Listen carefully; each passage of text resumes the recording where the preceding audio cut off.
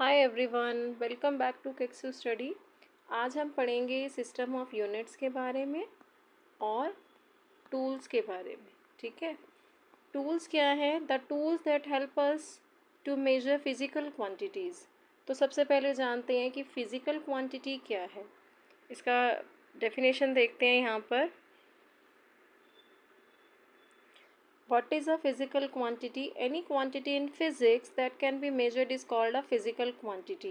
Examples हैं length, mass, time, temperature, speed, force. All these are physical quantities. कोई भी quantity जिसे आप measure कर सकते हैं वही physical quantity कहलाती है। ठीक है, किसी का length नापना हो, आपको mass जानना हो, time कितना है, तो जिसको भी measure कर सकते हैं वो सारी क्या होती हैं? physical quantities।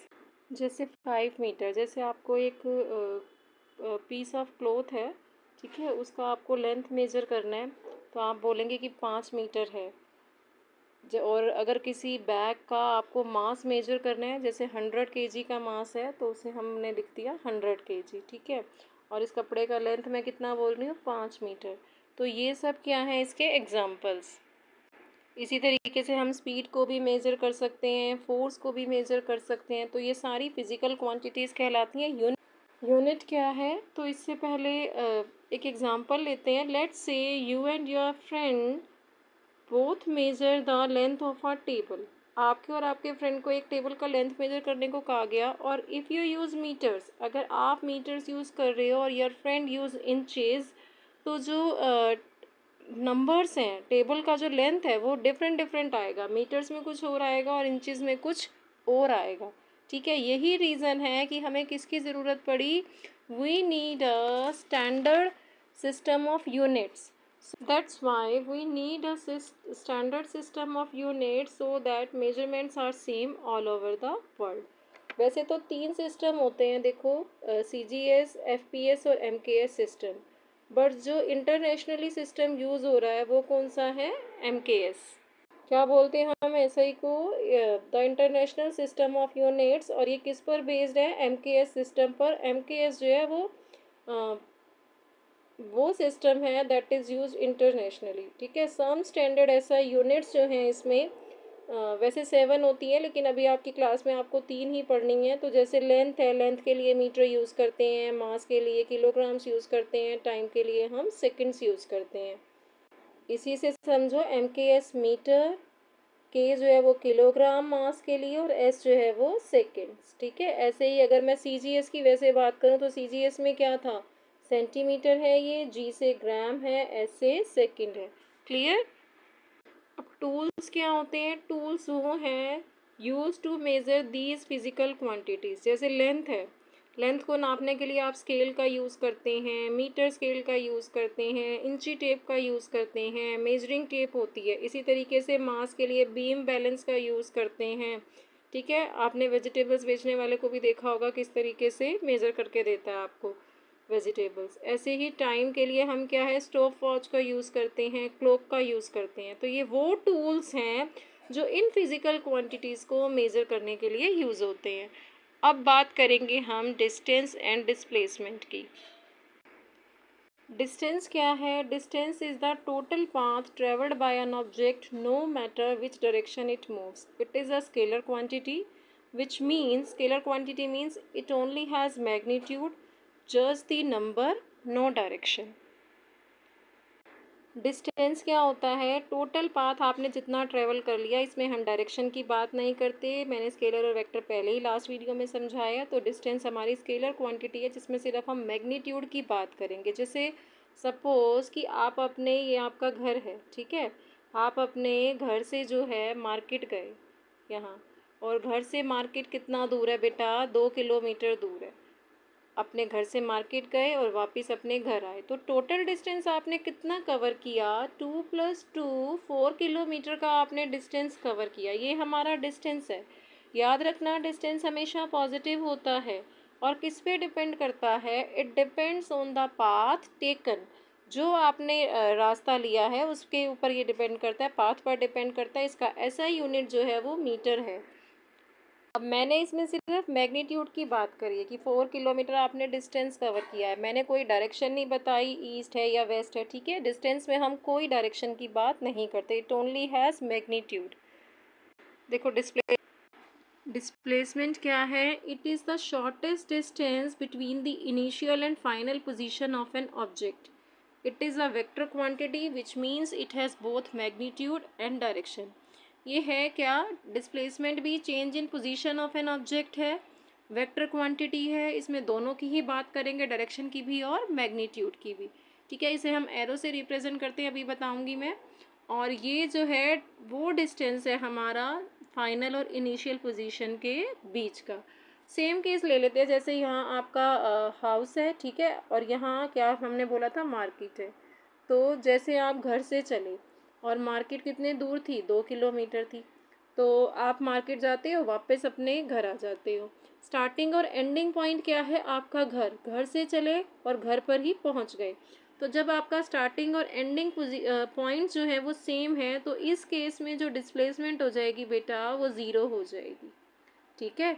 कि इनिशियल और फाइनल पोजीशन जो थी वो सेम थी, तो डिस्प्लेसमेंट क्या हो गई, ज़ीरो। बट इस केस में हम जो डिस्टेंस कह रहे थे वो कितना था, 4 किलोमीटर। डिस्टेंस हमारा 4 किलोमीटर और डिस्प्लेसमेंट हमारी ज़ीरो। डिस्प्लेसमेंट कैसे बोली जाती है, अगर मैं बोलूँ कि यू वॉक 3 किलोमीटर ईस्ट, ठीक है, एंड स्टॉप देयर, तो यहाँ आपका डिस्प्लेसमेंट क्या बोला जाएगा, डिस्प्लेसमेंट ऐसे लिखा जाएगा 3 kilometre towards the east, direction भी बताई जाएगी, ठीक है। जबकि डिस्टेंस में हम डायरेक्शन की कोई बात नहीं करते। डिस्प्लेसमेंट ज़ीरो हो सकता है, अभी डिस्कस करूँगी किस केस में। पॉजिटिव भी हो सकता है और नेगेटिव भी, पॉजिटिव भी, नेगेटिव भी और ज़ीरो भी। ये सिर्फ किस पे डिपेंड कर रहा है, इनिशियल और फाइनल पोजीशन पर, ठीक है। It depends only on initial and final position. इसका भी एसआई यूनिट क्या है, मीटर है। एसआई यूनिट इसका भी क्या कहलाएगा, मीटर। ये देख, ये मैंने एक यहाँ एग्जांपल लिया है डिस्टेंस और डिस्प्लेसमेंट समझाने का। आप ए पोजीशन पर हो, ठीक है, और आपको सी पोजीशन पर पहुँचना है, और रास्ता है यहाँ पर ए से बी होते हुए जाओगे और फिर बी से सी पॉइंट पर आप पहुँचोगे। पहले हम ए से बी गए जो कि 3 किलोमीटर हमें गिवन था, ये हमें गिवन नहीं है 5, ठीक है, यहाँ पर हमें पता नहीं है कितना है। और बी से सी पर आप पहुँचे तो ये है 4 किलोमीटर। तो डिस्टेंस आपने कितना ट्रैवल कर लिया बेटा, 3 kilometre plus 4 kilometre, distance travel किया 7 किलोमीटर, ठीक है।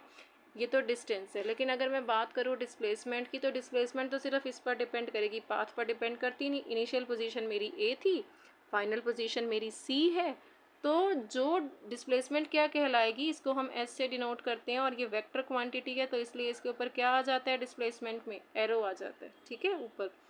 अब डिस्प्लेसमेंट जो है मेरी वो तो है कि कितना डिस्टेंस मेरा final position minus initial position. तो ए सी का अगर मुझे वैल्यू फाइंड करना है, पाइथागोरस थ्योरम मुझे आती है, ए बी स्क्वायर मैथ्स में पढ़ते हो ना, plus B C square is equal to A C square.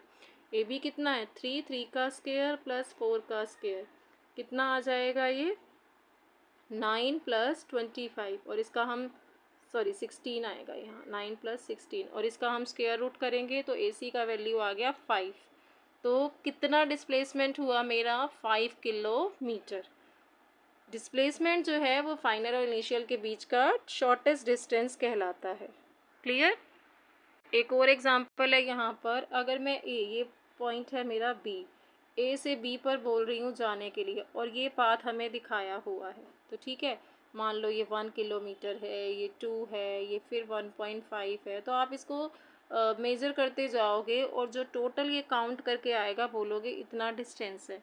जबकि डिस्प्लेसमेंट क्या होगी, डिस्प्लेसमेंट जो है, डिस्प्लेसमेंट होगी इनके बीच का शॉर्टेस्ट डिस्टेंस डिस्प्लेसमेंट होगी। क्लियर। जबकि डिस्टेंस क्या है इसमें, डिस्टेंस ये सारा हमारा डिस्टेंस है, और जो मैंने ग्रीन से मार्क किया फाइनल और इनिशियल के बीच का डिस्टेंस, वो हमारी डिस्प्लेसमेंट होगी। इसी तरीके से अगर कोई सर्कुलर पाथ हो, ये है बेटा सर्कुलर पाथ। इसे मान लो आप ए पॉइंट, ठीक है। अब मैं बोलूँ कि ए से स्टार्ट होता है कोई पर्सन और इस तरीके से सर्कुलर मोशन में वापस ए पर ही आ जाता है। डिस्टेंस क्या होगा इस केस में? डिस्टेंस आप जानते हो, सर्कल का जो सरकमफ्रेंस होता है वो 2πr होता है। तो डिस्टेंस हमारा कितना हो जाएगा, जितनी भी इसकी रेडियस, मान लो 7 इसकी रेडियस है, तो 2 इंटू 22/7 इंटू 7 44 किलोमीटर जो है, सॉरी सेंटीमीटर नहीं किलोमीटर, 44 किलोमीटर जो है वो इसका डिस्टेंस होगा। लेकिन बात करें अगर हम डिस्प्लेसमेंट की, तो देखो ए से ये स्टार्ट हुआ, इस ए पॉइंट से स्टार्ट हुआ और ए पर ही पहुंच गया। तो जो इनिशियल और फाइनल पोजीशन है वो क्या है? सेम। इस केस में डिस्प्लेसमेंट क्या हो जाएगी? ज़ीरो। डिस्प्लेसमेंट क्या होगी? ज़ीरो, क्योंकि सर्कुलर मोशन में ए पॉइंट से चले हम और ए पर ही पहुंच गए, तो फाइनल और इनिशियल पोजीशन का, फाइनल और इनिशियल जो पॉइंट था उसका डिस्टेंस ज़ीरो है, तो डिस्प्लेसमेंट क्या हो गई? ज़ीरो। अब समझो डिस्प्लेसमेंट नेगेटिव कैसे होती है। सब ये पॉइंट ए है, ठीक है। Suppose a person walks 10 metre to the east, east की तरफ चलता है एक पर्सन 10 मीटर, बी पर पहुंचा। Then 15 metre to the west, अब ये फिर 15 मीटर वेस्ट में जा रहा है। तो जब ये 15 मीटर वेस्ट में जाएगा, यहाँ पहुंचा सी पॉइंट पर, ठीक है। अब पहली डिस्प्लेसमेंट जो है वो क्या हो गई? ए से बी जब गया था, ए से बी जब चला था, तो वो डिस्प्लेसमेंट क्या हो गई इसकी? +10, कि यहाँ से 10 मीटर इसने ट्रेवल किया, ठीक है। और सेकेंड डिस्प्लेसमेंट क्या हो गई? 15 मीटर ये वेस्ट की तरफ चला। अब अपोजिट डायरेक्शन हो गई, तो उसे हम ले लेंगे -15। टोटल डिस्प्लेसमेंट क्या होगी? +10 और प्लस अपोजिट डायरेक्शन है तो -15। टोटल डिस्प्लेसमेंट हम देखेंगे ये आएगा 10 -5 मीटर जो है वो हमारी डिस्प्लेसमेंट आ गई। -5 का मतलब क्या है कि पर्सन जो है वो स्टार्टिंग पॉइंट से अपोजिट डायरेक्शन में वेस्ट की तरफ है 5 मीटर्स, ठीक है। इस केस में डिस्प्लेसमेंट क्या आ गई हमारी? नेगेटिव। क्लियर? नेक्स्ट वीडियो में मैं आपको डिस्टेंस और डिस्प्लेसमेंट का डिफरेंस जो है वो रिटन में भी हम दे दूँगी। तो मिलते हैं नेक्स्ट वीडियो में। अगर मेरा वीडियो अच्छा लगा हो तो बेटा लाइक सब्सक्राइब ज़रूर करना।